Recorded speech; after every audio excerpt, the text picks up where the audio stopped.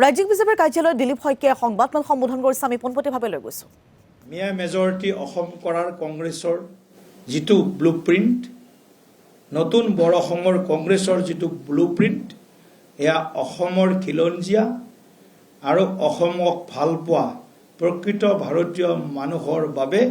হজম কৰিব নোৱাৰা এটা বিষয় এটা তেওঁলোকৰ বাগধাৰা এই বাগধাৰাক আমি প্ৰতিহত কৰিম আৰু নিশ্চিত ৰূপত প্ৰধানমন্ত্ৰী নৰেন্দ্ৰ মোদী ডাঙৰীয়া আৰু মুখ্যমন্ত্ৰী ডক্টৰ হিমন্ত বিশ্ব শৰ্মা ডাঙৰীয়াৰ নেতৃত্বত আমি নেক্সট যি চৰকাৰ হ'ব সেই চৰকাৰখনে আমি আমাৰ খিলঞ্জীয়া মানুহৰ যিটো জাতিসত্তা সেই সত্তাটোক আৰু অধিক শক্তিশালী কৰিবৰ কাৰণে প্ৰয়াস অনবৰত অবিৰত চলাই যাব বহুত বহুত ধন্যবাদ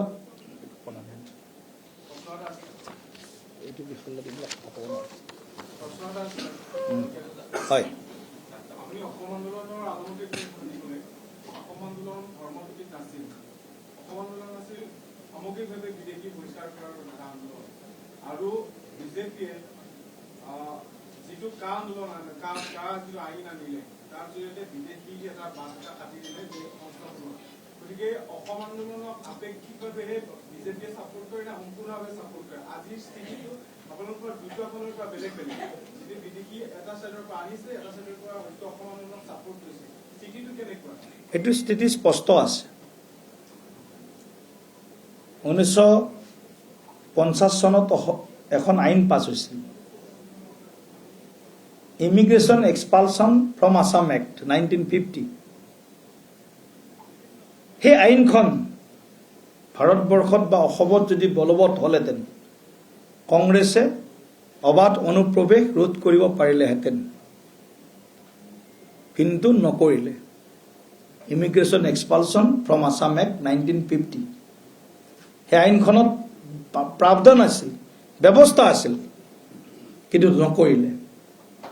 কিন্তু আপুনি যিটো কৈছে চিটিজেনশ্বিপ এমেণ্ডমেণ্ট এক্ট CAA ভাৰতৰ মূল ভূমিখণ্ডৰ যিসকল লোক আজি আফগানিস্তান পাকিস্তান বাংলাদেশ আৰু কি আছিলে তিনিখন এই তিনিখনত বিভিন্ন কাৰণত আপুনি পাকিস্তান ভাৰত এইবিলাকতো কাহিনী ক'ব গ'লে কংগ্ৰেছৰ নেতাই মুখ দেখাব নোৱাৰে বিভাজনৰ কৰুণ ইতিহাসটো আমি কোৱাই নাই আৰু বড় অসমখনক কংগ্ৰেছৰ দিনত কেনেকৈ টুকুৰা টুকুৰ কৰি হৈছে মই আপত্তি কৰা নাই নাগালেণ্ড হোৱাত মোৰ আপত্তি নাই মেঘালয় হোৱাত আমাৰ আপত্তি নাই কিন্তু তেওঁলোকৰ দিনতে বড় অসমখন যে 7 ভাগত বিভক্ত হ'ল 6 ভাগত বিভক্ত হ'ল সেইটো আমি আপত্তি নকৰোঁ ইটছ কনষ্টিটিউচনেল প্ৰভিজন ভাৰত চৰকাৰে দিছে আমি তাক ছাপোৰ্ট কৰোঁ আমি সকলোকে সন্মান কৰিছোঁ কিন্তু টুকুৰা টুকুৰ তেওঁলোকৰ দিনতে হৈছে বিভাজনৰ কৰুণ ইতিহাস 14 আগষ্টৰ দিনা কি ঘটনা হৈছিল বা সেই 15 দিন অবিভক্ত 15 দিন ভাৰত বিভাজনৰ তাৰ কৰুণ ইতিহাস কিতাপ আছে মই অসমৰ ৰাইজক অনুৰোধ কৰিম সেই কিতাপখনো পঢ়িব আপোনালোকেও পঢ়িব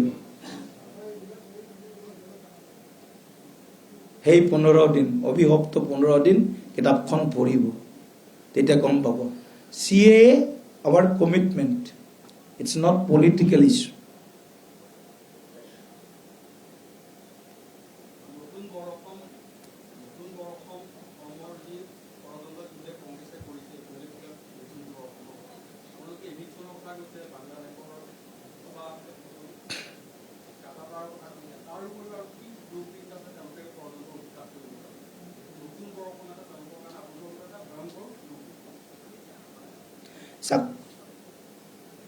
চৰকাৰী বা ল্যান্ড ল অফ ল্যান্ড যি আছে আমাৰ ভাৰতৰ যি আইন আছে সেই আইন অনুসৰি আজি কিছুদিন আগত আপোনালোকে জানে হোম মিনিষ্ট্ৰীৰ স্পেচিয়েল গাইডলাইনছ আহিছে সৰ্বভাৰতীয় পৰ্যায়ত আহিছে সেই কামটো আমাৰ চৰকাৰে কৰিছে ভালকৈ ভাৰত চৰকাৰে যিখিনি কৰিব লাগে এতিয়াতো আমি সকলোৱে এটা কথাত একমত হ'ম চাগে ভাৰত চৰকাৰ বাংলাদেশ চৰকাৰ নিশ্চয় আলোচনা বিলোচনা কৰি যিবিলাক ডিটেক্ট হ'ব দিল্লীততো আমি কৈ দিব পাৰিম ডিপৰ্টৰ কাৰণে অকণমান দুইখন দেশৰ মাজত যি চুক্তি বা আলোচনা লাগে সেইখিনি নিশ্চয় আগন্তুক সময়খিনিত আমি ভাৰত চৰকাৰ অসম চৰকাৰ গোটেই অসমৰ ৰাইজৰ আহ্বানৰ প্ৰতি সঁহাৰি জনাই নিশ্চয় এইখিনি কাম কৰিব পাৰিম কিন্তু আকৌ এবাৰ কৈছোঁ জনগণ সজাগ নহ'লে কেৱল আইনে কোনো দেশ বা ৰাজ্য বা জাতিক বচাব নোৱাৰে